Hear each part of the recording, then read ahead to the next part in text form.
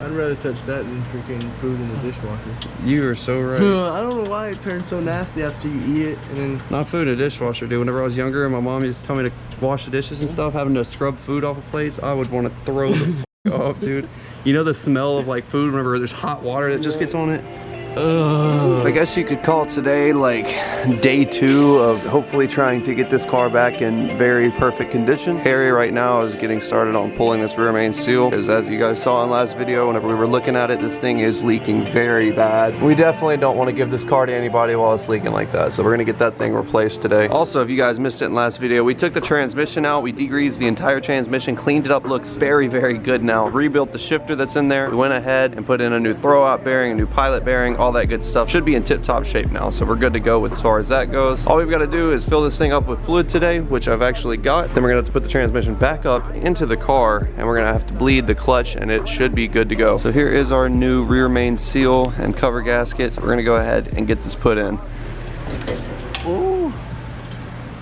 Wow, that damn oil filter is tight up there. That's what Miata's in tight ass. Dude, I don't know. Everybody tightens Miata oil filters way too tight for some reason. Tighten them that tight. I wonder why Mazda thought it was a good idea to put an oil filter on the side of an engine. All right, so the oil filter is replaced now. We've got the drain plug back in the engine. Now we just need to fill it up with oil once we let this RTV cure. Then we'll be good to go. Flywheel bolts are 75 pounds. Yeah, I think. Damn, did you tighten these mugs? All right, how are we gonna get this crank to stay still? Here, put a pry bar in here, like right here. Ooh, that is tight. We probably should have put Loctite on here too, huh? No. No? All right. This thing is making me nervous. I'm waiting on it to slip and me just punch that shit and split my hand wide ass open. Alrighty, there we go. Flywheel bolts are torqued, flywheel's up in place. The pressure plate bolts are only 19 foot-pounds. What? That bitch gonna fall off. See, this is why I gotta read torque specs sometimes. Because if I were torquing the pressure plate bolts, 19 foot-pounds would be turn number 1. I got 10 more after that. I'd torque them down to at least like 70. What the hell? Prop shaft nuts, power plant frame bolts, starter mount bolts, starter motor mounting bracket bolts, slave cylinder fluid tube. All right, so pressure plate bolts is 19 foot-pounds. We're gonna set them to 25 just for good safety. So we just now remembered that we do not have a clutch alignment tool. And basically what a clutch alignment tool does, you slide it in right here to your clutch, and at the end of it, it goes in the pilot bearing right here and gets everything perfectly center, and then you install your clutch on and you bolt it all up and everything. That way everything is lined up perfectly, so the input shaft stabs right in where it belongs. Now the problem with that is that we don't have an alignment tool, so it's kind of hard to really judge where it goes. Harry says we got it. Oh yeah, with the socket. Okay, so we went to lunch real quick, and while we were at lunch, we ended up finding out that a guy here local had one of these tools, and check it out. So this is what I was saying. If you can see right here, the clutch tool literally is a direct replica of the input shaft of the transmission. It basically just mimics that, so that way you can loosen up the clutch disc in here. I can move the clutch all around inside of there, and basically this tool is just going to allow us to get it centered. So you're going to put it in the clutch, and then you've got to wiggle it around till you can get it in the pilot hole. Look, we're gonna take the pressure plate off and just put that on the clutch first. Yeah, and by the way, whenever I was talking about the throwout bearing in the last video, it pushes up against each of these teeth, and that's how it disengages the clutch, by the way.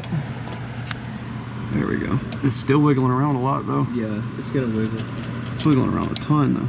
All right. Now that the clutch is aligned, we can go ahead and tighten up the pressure plate and all that again, and then we'll be good to stab the transmission. Oh yeah, get to know yeah. Oh, let's just put it on the trans jack just to have it up there. Since it's already jacked up and everything, it might as well just use it. Damn, He-Man. No, it sounds like the little pig, you know, from the commercial. Oh yeah, that's gonna be tight.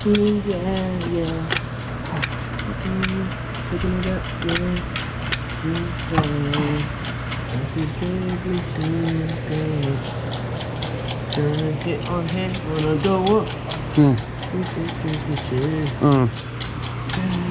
Couple 100 pumps. They can't? Nope. We gotta go up first. We gotta go higher. They can't. We're gonna have to. Oh, look at your boy. Tell me when that thing is lined up, and I'm gonna shove it right in that one. No, there ain't no way you have to shove that bitch in there. Stick it in the hole. Run it in the hole, yeah.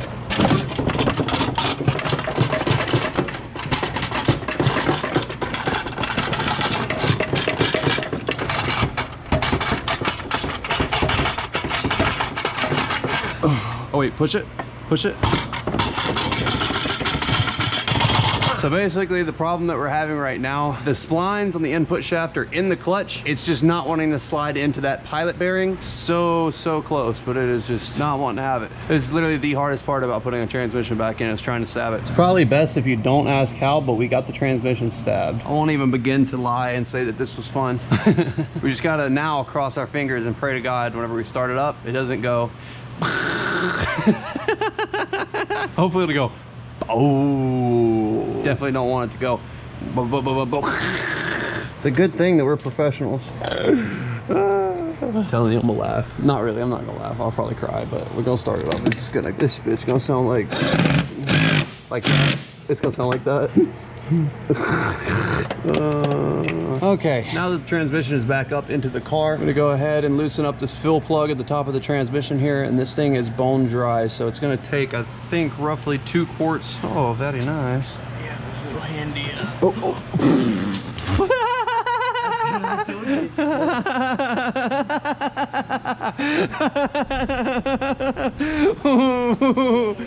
I didn't know it cracked like that, but now I see what you're saying.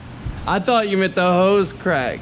You meant the whole bottle crack. Oh, great. That's good. Okay. Yeah, that didn't work at all. Harry tried to warn me. No, sir, that did not work. Oh, yeah, I see now. The whole bottle cracked. How the hell did he do that? He said he was trying to take the paper off and somehow cracked the entire bottle like that. How did that? Okay. Let me see if I can do this now and not spill it everywhere. Hopefully we have enough now. We'll throw some 5W30 in there, if not. Is that the same bottle? Nah. No, I learned my lesson. That smells good. Gear oil, that's my favorite. That's my favorite scent. It's clear? The hell? Now that we've got a grade A oil leak all over the ground, looks like everything is back together. Drive shaft bolts still need to be tightened. Harry? We've got these subframes to put back up in place. I'm probably gonna fill the car with oil real quick before I forget, because I have a feeling that I'm gonna forget and then try to start this thing up. That'd be really bad, wouldn't it? So I have a feeling that we'll forget that and start this thing up and it'll get to clacking. So we got some Marvel mystery oil right here, and basically this is like an old secret for how to make your car run a little bit better for a little bit longer. I don't know how it was treated in the past, so we're just gonna give it a little boost here. Increase engine power up to 25%. Damn, we're gonna get like 300 horsepower out of this thing right here just from this. Reduce wear under heavy load conditions. Reduce harmful emissions by 11%. 11, that's specific as hell. Use in the crankcase oil to enhance lubrication. Will you just dump this whole thing in there? I almost want to drink it and see what happens. See if I turn into the Hulk or something. See if you get like 20 miles per gallon after that. So do we dump the whole thing in there? I don't know, read the instructions. There aren't any. It literally just says on the front. Use and fuel. It doesn't say how much to. Oh, look, dude, there's pages on here, bro. Oh, I didn't see. In fuel, 4 ounces. No, oil. Replace 20% of oil. So we got 4 quarts in here. So we need to drop, how many is this? Is this a whole quart? 8. Look, yeah, that's fine. We're just gonna dump this whole thing in there. Oh, yeah. That shit red. Yeah. Oh, sounds like that. I feel like it might be a little overfill, but I think it'll be all right. She gonna be all right. We're gonna need a short throw dipstick now. Yup, throw it in there. I don't get what it gets hung up on in there. How many tries does it take to get dipstick in? I don't think we need it. We don't need the dipstick? No. Come on. What the f? Maybe we just need to really cut it. Cut like 4 inches off the bottom of it. It'll go in. What is going on? Well, I'll come back tomorrow whenever you get it in, and we can turn it on. What the f is going on? Oh no. I'm just gonna start it without it in there, I guess. That scared the shit out of me at first. So it sounds like the input shaft is in properly. We just needed more power. We didn't have enough power.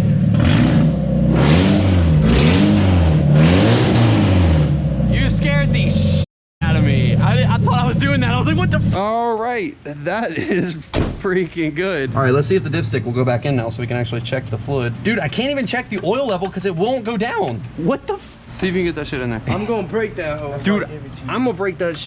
It won't go. It's broken. It ain't broken. It's brand new. This is a brand new dipstick. I told you by the short throw shit, man. The short throw dipstick. Oh, damn. Damn, on the paint. Damn. You got me excited. Oh. We ain't checking the level no more. It's good. Take my word for it. We got enough oil in there. We don't even have to look at it. We got plenty. We're gonna go ahead and put our new piece on here. I'm going up in the air. There we go. Then we've got 4 bolts right here to hold this rubber insulator out. I'm going out very high. Now we've got our new insulation, sound deadening, whatever you want to call it, heat, I don't know, some shit. We're gonna slide this down right here, like so, and that's gonna keep your little hands and your fingers cold. That way it doesn't get hot from the trans tunnel. And then we're gonna take, damn, you tore the shift boot. We're bleeding the clutch right now, by the way. I'm also trying to fix the shift boot at the same time. Pumping, holding. Me and Harry have bled many clutches. There we go. Now our shift knob, or our shift boot is back in place. Holding. Oh, we're getting a feel. All right, holding it. I've got the shifter and all back in place. Now I gotta put this little trim piece back on, like so. What? Hell yeah. Let's roll down both of our windows. Oh, come on. Harry, help it down. Okay, we'll just have to lube it up some more. We just replaced the window regulator on this side, and for some reason it's getting hung up again, but that's no big deal. This was a success. Ooh, I'm so high. I'm gonna fly. Oh. At this point, we're about to be ready to put the new wheels on, drop it down, adjust our coilovers after we put the mid-pipe on with the O2 sensor, and after that we should be good to test drive it around for a little bit. I love your torque specs. Oh yeah, running in the hole. Yeah. Harry's tightening down the subframe. Oh yeah. The subframe braces, actually, I guess I should say. Need to tighten up these wheels and then we're done. I think I just like using impacts to tighten wheels just because all the internet trolls love it. You can't do that. You gotta torque them down properly. Sorry, I can't hear you over all this Milwaukee freedom. That is my torque specs. I hear it about twice. See here, my Milwaukee's got 3 different settings right here. We've got loose as a goose, about tight, 3 is you're snapping shit off. And then we got reverse right there, but that's only for taking stuff off. So that's our 3 torque specs we got. Right now I've got it on about tight, so that's about how tight I like my wheels. It's just about tight. Definitely don't want to snap them off and definitely don't want them loose as a goose. Okay, now we just got to lower this thing down to the ground. We got to adjust the coilovers, and after the coilovers are adjusted to the right optimum height that we like, literally done. The car is done. We're rolling this thing out of here and it's over. Let's see how slammed it is. Here we go, moment of truth. It bottomed out and the car was still going low. So the arms are not even really loose yet. I got a 2x4 right here. You got another 2x4 somewhere that we can put under? Yeah, that's a little bit low. That's a lot of bit low, actually. I'm not even, look at the front. You're not even gonna be able to turn. It looks good, but it ain't gonna be, you ain't gonna be able to move the damn thing. This one right here is the closest to being just like spot on. This one's way too low. All right, well, give us just a minute. We're gonna get this car back up in the air. We're gonna adjust the coilovers probably 1,000 more times. We're gonna have to get this car sitting right, and then we'll roll it off the lift to show you guys what it looks like. This is gonna be the first time trying to drive it now. Yikes. All right, here we go. No more throw-out bearing squeak, baby. Yeah. Oh, real nice in a reverse. Clutch feels good. The shifter is freaking, look at that. Oh my gosh. Much better. Just drove it down to the end of the road just to see if it was going to be all right, and it feels solid. It's always nice to be able to get done with something.